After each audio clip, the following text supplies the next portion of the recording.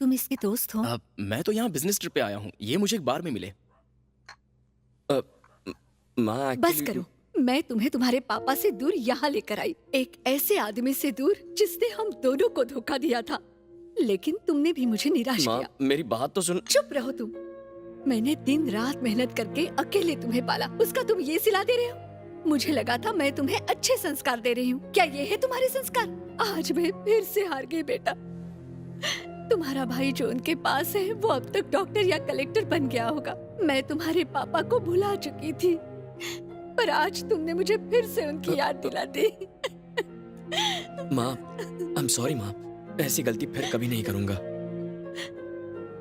मेरी एक इच्छा है, पूरी करोगे? जरूर करूँगा। मुझे तुम्हारे छोटे भाई को देखना है। उस वक्त मैं गुस्से में थी जब मैं तुम्हें तुम्हारे भाई और पापा से दूर यहाँ ले आई। तुम्हें भी अपने पापा से मिलना चाहिए बेटा। मेरा उनसे मिलना जरूरी नहीं है, पर आपको भाई से मिलाना मेरे लिए बहुत जरूरी है। बताइए कहाँ मिलेगा? तुम्हारे पापा कोविलूर के बड़े जमींदार हैं।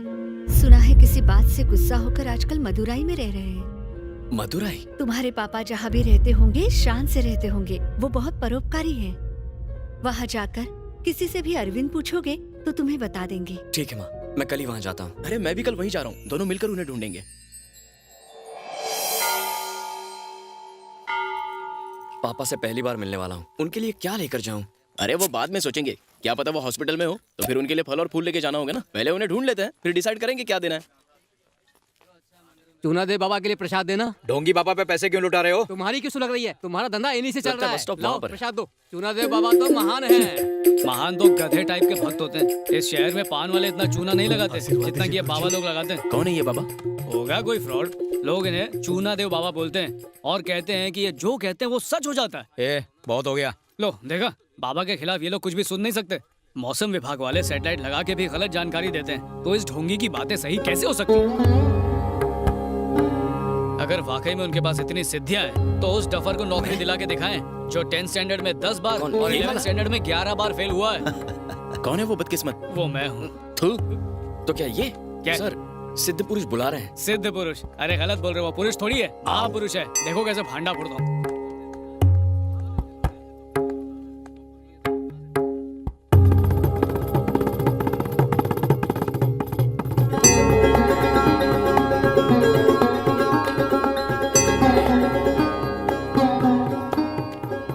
मैंने आपको इतना भला बुरा कह दिया, माफ करना स्वामी जी। जल्दी से मुझे भी प्रसाद देना। क्यों नाटक कर रहा है? मेरी बुझी हुई किस्मत जल गई तो तेरी क्यों जल रही है? क्या हुआ? हैरान हो कि बाबा के बारे में मेरे विचार बदल कैसे गए। बाबा ने चमत्कार जो किया, मैंने उनसे कहा मुझे नौकरी की जरूरत है, तुरंत अभी विजय कालिया का फोन आ गया, कहता है अकाउंटेंट की जरूरत है। धन्य हो चूना देव बाबा, मेरी तो सच में किस्मत खुल गई है। मैं सच कह रहा हूँ, यकीन लगता है मानो। मुझे बुला रहे हैं। बुला रहे हैं तो जाओ ना, सोई हुई किस्मत का अलार्म क्लॉक शायद बच जाएगा। क्या तुम अपने पिता को ढूंढने आए हो? अरे स्वामी जी, आपको कैसे पता? उसने मुझे बताया। किसने? मेरे पिता ने। जाओ उस तालाब के पानी में श्रद्धा पूर्वक डुबकी मार कर आओ, तुम्हारे पिता मिल जाएंगे। अब जाओ, तुम भी जाओ। स्वामी, इसे पानी में जाने की क्या जरूरत है? अभी नहीं समझोगे, बाद में समझोगे। दोस्तों, स्वामी जी जो कह रहे हैं करो, सोचो मत, जाओ जाओ। स्वामी जी जो कह रहे हैं सही कह रहे हैं, एक बार डुबकी लगा के आ जाते हैं ना। चलो, स्वामी जी हमारा ये सामान। आशीर्वाद दीजिए स्वामी जी। बेटा, इस तुच्छ चीज की चिंता मत करो, इसको हमारे पास छोड़ दो, इसकी रखवाली हम करेंगे, तुम जाओ। ठीक है स्वामी जी। हाँ।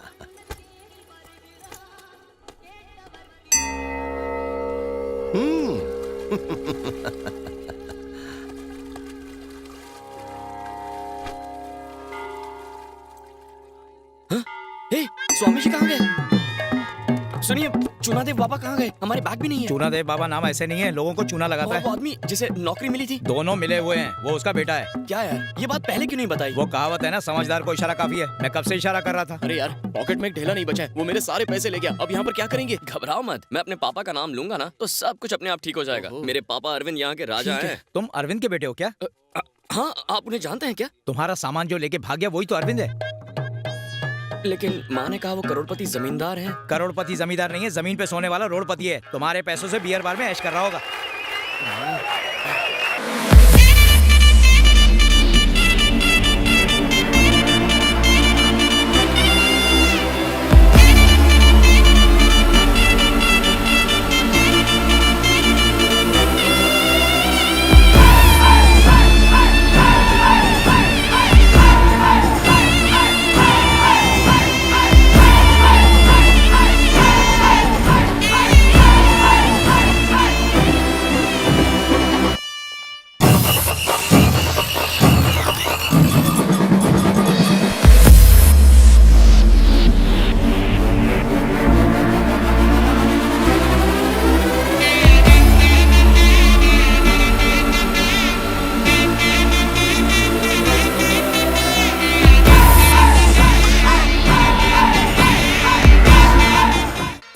पिछले 2 दिनों से लग रहा था कि कुछ अच्छा होने वाला है, लेकिन मुझे मेरा बेटा मिल जाएगा यह सोचा भी नहीं था। अफसोस यह है कि तुम्हारी माँ अपने दूसरे बेटे से तो मिलना चाहती थी, लेकिन अपने पति से नहीं मिलना चाहती। मेरी माँ तो क्या, कोई भी औरत धोखेबाज पति से नफरत ही करेगी ना। क्या धोखा दिया मैंने? क्यों? शादी से पहले आपका एक लड़की के साथ चक्कर था, ये बात माँ से छुपाकर आपने उनसे शादी कर ली। किसने किसे धोखा दिया ये बात सिर्फ मैं जानता हूँ। बिना किसी गलती के मैंने जिंदगी में सब कुछ खो दिया। कसम खा के कहता हूँ, मैंने तुम्हारी माँ के साथ बेवफाई नहीं की। मैं उससे बहुत प्यार करता हूँ। मैं बचपन में ही अनाथ हो गया था। मेरे पिताजी के दोस्त ने ही मुझे अपने बेटे की तरह पाला।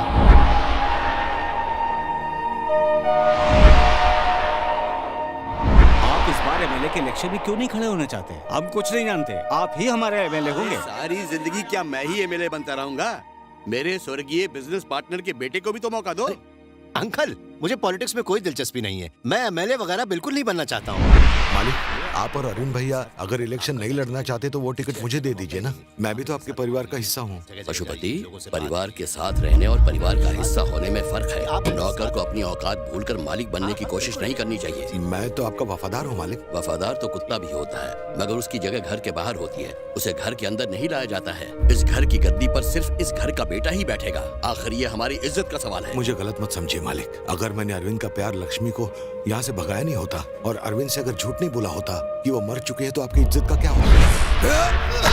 ये क्या बोल रहा है तू? लक्ष्मी जिंदा है? अरे अंकल, आप भी चुप मत पड़िए। सच सच बोल, वरना मैं तुझे जान से मार डालूंगा। अरविंद जी, मैं आपको सच बताता हूँ। आपके अंकल ने मुझे लक्ष्मी को इस शहर से दूर ले जाने के लिए कहा था, ताकि उसकी मौत की झूठी खबर सुनकर आप तुलसी से शादी कर लें। मेरी लक्ष्मी कहाँ है पता? मुझे नहीं पता। अंकल, क्या उसने जो कहा सच है? हाँ, ये सच है। मैंने बस अपने खानदान की इज्जत की। हार में गई आपके खानदान की इज्जत। उस वक्त लक्ष्मी के पेट में मेरा बच्चा पल रहा था। इससे तो अच्छा होता आप मुझे अनाथ ही रहने देते। ये सच जाने बगैर मैंने तुलसी के साथ घर बसाया और अब उससे 2 बच्चे भी हैं।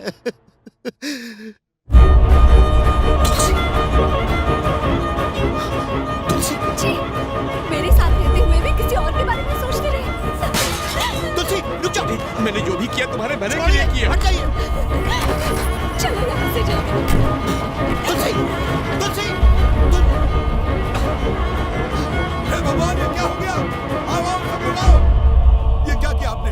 आपने गुस्से में आकर मालिक को मार दिया।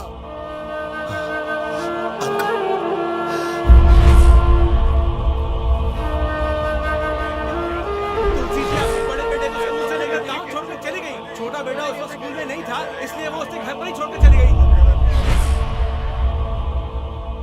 सजा काट के रिहा होने के बाद मैंने हर जगह तुम्हारी माँ की तलाश की, पर वो कहीं नहीं मिली। लक्ष्मी को भी ढूंढा। हमारे बेटे को जन्म देते ही वो इस दुनिया को छोड़कर चली गई। फिर मैं शक्ति को लेकर यहाँ आ गया। पर अब आप अकेले नहीं हैं, मैं और माँ आपके साथ हैं। मेरे साथ अपने घर चलिए। ये नहीं हो सकता। जिस तरह तुमसे मिला उसी तरह मैं लक्ष्मी के बेटे से भी मिलना चाहता हूँ। अगर वो भी मिल जाए मुझे तो मेरे दिल को सुकून मिलेगा।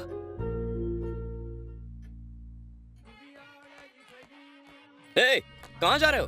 मैं चला अपने घर। नहीं नहीं, पागल हो क्या? चलो। अरे कहा ना चलो। मैं नहीं आऊंगा। चलो पैक बनाओ। ये सब क्या हो रहा है? आप बस एंजॉय करो। तू बनाना। ग्लास उठा, सब एक साथ चीयर्स करेंगे।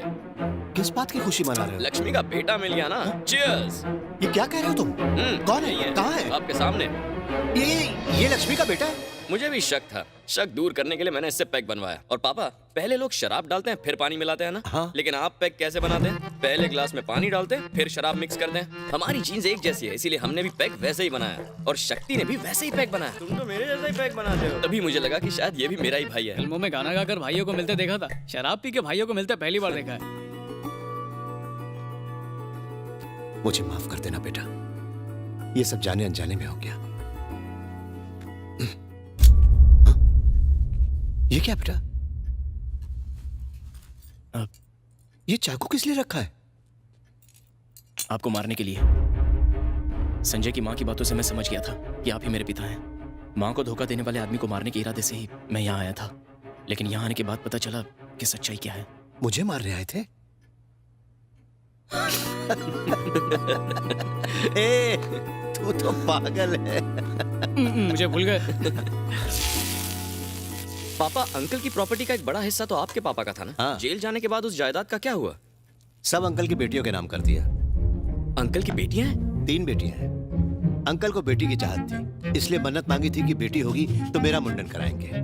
फिर क्या था, मन्नत पे मन्नत पूरी होती गई और बेटियों की हैट्रिक लग गई और मेरा मुंडन होता रहा।